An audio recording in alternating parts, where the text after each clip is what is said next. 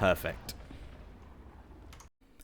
Hi everybody, it's 314 Reactor here, and today we're going to be looking at Halo Infinite with ReShade and Marty McFly's Ray Tracing Global Illumination shader. And this is with the shader on. Let's go over my settings that I have. Annoyingly, the gun keeps moving around with the mouse when I go onto the menu here, so we're just going to have to live with that. What I have is RTGI on, DLC sharpening on, and for the RTGI, I have image-based lighting, infinite bounces, material type, and sky color mode with smooth normals. Ray length set to 12, extended ray length multiplier up at 1, amount of rays 3, amount of steps per ray, got Z thickness set up to a point where the gun's shadow shouldn't be on the ground. Specular is a little bit lower, roughness is a bit lower, and we have all these settings here to try and give enough of an impact but without being too over the top and making it look quite nice and halo-y. All of these will be in the description, and you should be able to copy and paste these definitions into your own ReShade file. And we also have ACSCG color space and assume sRGB input on. And also the sharpening sharpens up all of the metallic materials on the guns here. It makes the distant areas look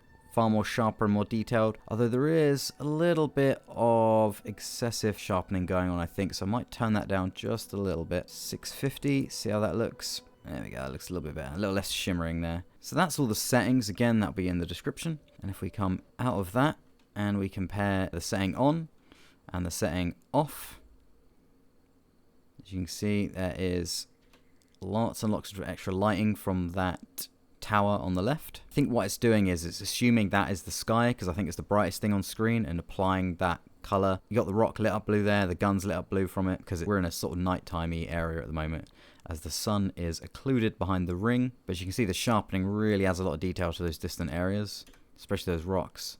There's still a bit of shimmering going on with over sharpening, so I'm going to turn that sharpening down a little bit more, 500 I reckon, because we want the extra definition, but we don't want texture shimmering too much.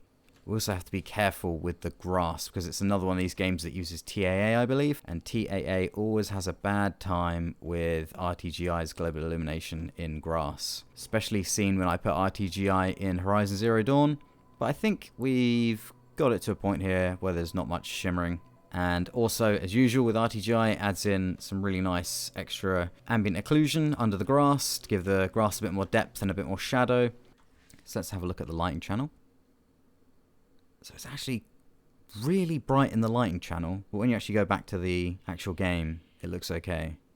But the lighting channel just gives you a real idea of everything that's going on there. Got a bit of the HUD causing some lighting on the floor there. Could mask that out, but I think it's not too noticeable. And then the normal channel, we can see I've got smooth normals on, so the lighting should be being applied over those normals in a really nice smooth way. Because if we turn smooth normals off, see the rocks there are quite polygonal. You've only got like certain amount of surfaces on them, certain amount of surface normals, and that means the lighting is limited to what it can do. So if you turn smooth normals back on, you'll see it will smooth out those rocks and the gun like so, and you get a lot better lighting reflected over that as well. As you can see in the lighting channel, the lighting is much more smoothly applied, so smooth normals, very important, even for a relatively new game such as this. Now obviously as we switch the effect on and off, you can see it's only affecting a certain distance. That's because it's quite a large game world, and there's a limit to how far the ReShade effects can be applied, with the exception of sharpening, because the sharpening doesn't require the depth buffer, whereas RTGI does, and there's only so far the depth buffer goes.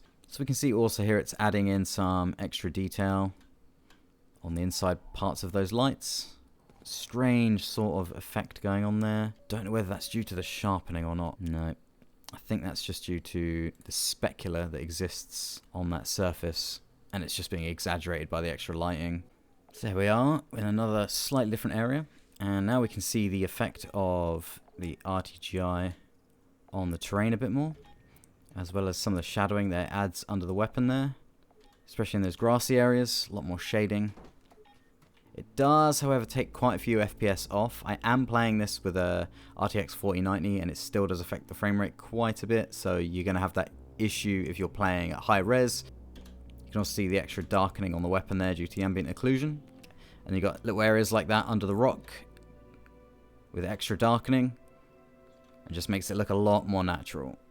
So if we wait for the sun to rise up again. Oh yes, and before I forget, it should also be noted that under Preprocessor Definitions, you need to put the ReShade depth input to 1. Otherwise, only the gun will be lit and you won't be able to see any sort of lighting effects in the distance. And here we are with the sun coming up. So if we look down here at the rocks and we turn the effect off, it looks pretty good on its own, but when we add that RTGI on, it adds that nice extra bit of definition. In fact, you can see the rocks look quite flat without it. The flat lighting over the rock there, and then boom, when you add it on, it adds that little bit of extra lighting to it, a bit more depth, sharpens up the rock texture as well. And here we go, the sun is coming up. Nice little shooting star went across there. See, there's some really good art to this game. Oh, here comes that sun. Effect off. And effect back on as the sun comes around. Turn the effect off. And back on. Oh, just look at the extra texture it adds to the gun. The only thing that's missing in the game is the crepuscular rays that the original game had. Again, we're getting a bit of issue with that sort of specular effect down here. I don't know what's quite causing that. I just love the extra color tone it adds. And that's definitely because of that ACSG color space and sRGB input, as well as the sky color as well being picked up. And again, it's a case of RTGI being able to make metal things look more metal. I mean, it's obviously nothing compared to hardware-based ray tracing, but it's a step up from no RT at all. So let's head to a fob. This is another interesting area as well, just before we go there. It's the effect on. Really nice natural-looking lighting on the gun there. And then you turn it off, and the lighting still looks good, but just not as good. And again, that sharpening, when you turn it back on, really enhances the look, I think. Finally, at a FOB. And we turn the effect off. Ooh, yes, then back on. Look at the effect it has on that marine there. Sharpens up all the detail. Cleans up that lighting quite a lot as well. The lighting looks really flat without the RTGI, and then boom, back on. Much better shading on them. Let's call in a vehicle. Let's get a rocket hog in. Let's have a look at the hog. Effect off. Effect back on. Again, same story. Cleans up the lighting, makes it look a lot better. Adds a lot of shadowing within the Warthog, thanks to that ambient occlusion. It's just a lot more depth added to the scene. Even the colours of that little fuel can on the back. Yeah, it looks really, really nice. Let's go for a little ride, see how the FPS holds up, because without the effect we are pretty much getting 100 FPS constantly. But in this area we are getting 67. Bit of combat, 63 FPS. I think if there's enough combat going on, it probably will drop to below 60. But that is just a consequence of running RTGI. Yeah, that's the effect off, and then the effect back on. Ooh, yeah, look at that. Look how much darker it is outside of the light from the Warthog there. Oh, here we go. Here we go. This is one of the best games to have RTGI on. This is why they need to put RTX in the game, because this looks phenomenal, and it's just software ray tracing. A lot more vivid, a lot more depth, a lot more detail.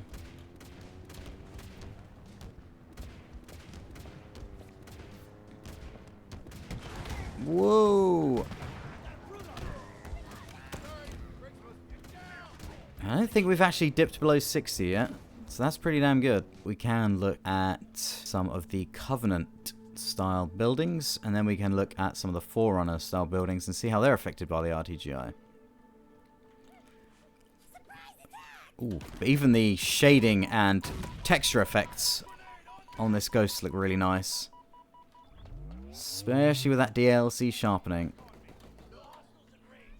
Look at the extra detail on the plasma pistol there. Ooh, yeah, that extra lighting.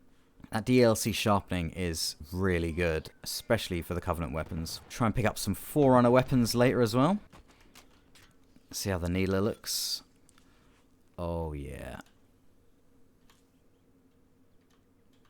Here you can really see the shimmering of the bounce lighting in the grass, which is not good. That's where it's conflicting with the temporal anti-aliasing. There we go. Here we go.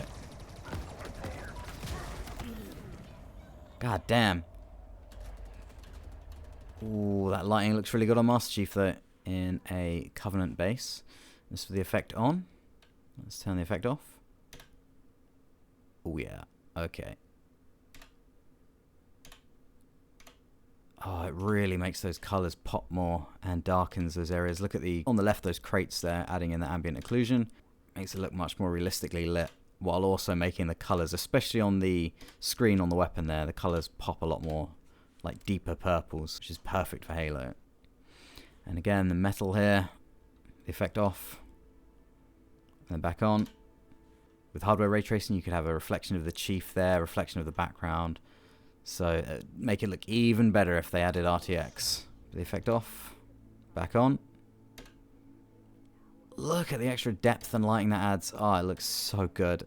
It's very similar to, oh, obviously, it's very similar to the effect that RTGI had on previous Halos. But it's even more pronounced here. Especially in these outside areas with the blue sky color and the additional shadowing added. Okay. In a flying vehicle. It makes the vehicle itself look way better. Again, look at the extra detail from the shading and the sharpening there as well. It really does make a difference. The effect off. And then the effects back on. So yeah, from too much of a distance, you don't see much of a difference with the lighting, but obviously you see the sharpening. Frame rate is at 60 to 70. Let's check out some Forerunner architecture here, and then we'll actually head into a Forerunner structure, and we'll see what the inside looks like. Unfortunately, there's not much more to look at. Like I said, there's pretty much outside grassy areas or inside Forerunner areas. Again, effect off. Back on. This is where I had to be careful with the specular and roughness settings of the material type, because you can quite easily go too far with it. But look at that additional lighting. Oh yeah. And there's not really too much need to crank up the reflectivity too much, because there's already screen space reflections in this game. So let's check out the inside of a Forerunner structure.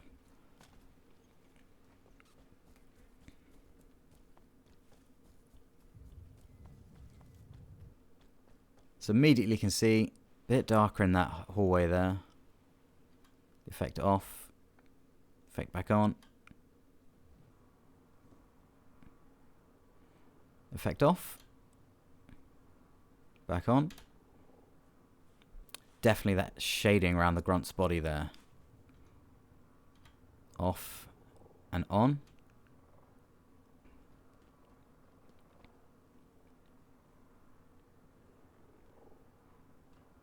So if we grab a Forerunner weapon, take it out into the sunlight, you can see there's a really nice pattern on the textures. And when we turn the effect off, it almost looks blurry. And that DLC just sharpens it right up, makes it look really, really nice. So here we have a cutscene. Effect off. Effect back on. Your plan has failed, as have you, Harbinger. The auditorium is partially rebuilt. Much better lighting, much better depth, color. Do not know. Look at the difference. On, off, on. What just happened? Ooh, look at that effect off. You told Effect me to on. let us close. Did you see that? So here we are deep inside a Forerunner structure at the moment. And this is with the effect on. Again, let's crank it off. Slightly less of an effect down here.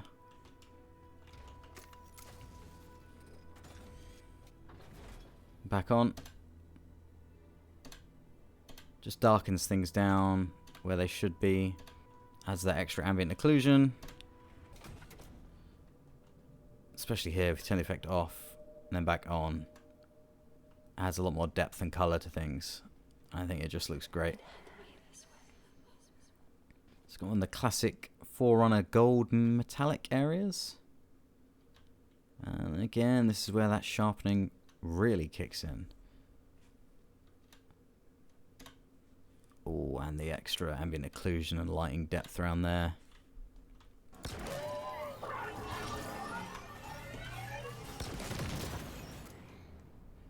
Oh, the extra lighting from that fire as well.